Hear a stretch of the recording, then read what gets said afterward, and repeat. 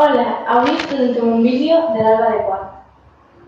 Mireu quina família tan creativa i compromesa amb el medi ambient.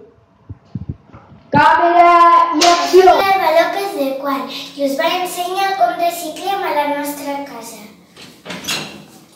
Solament un 9% de la població recicla. Nosaltres, amb uns iogurts ja un cop rentats i empegats amb silicona, hi vam posar mitjons.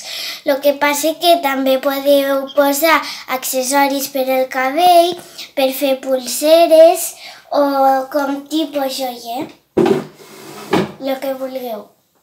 I aquí, amb un panel de fusta, el vam forrar i vam enganxar botelles de plàstic i aquí un cartró de pastes. Se poden enganxar brics de llet o el que vosaltres vulgueu i posar retoladors, llapisos i pincells. I, bueno, aquí amb uns rotllos de paper de vàter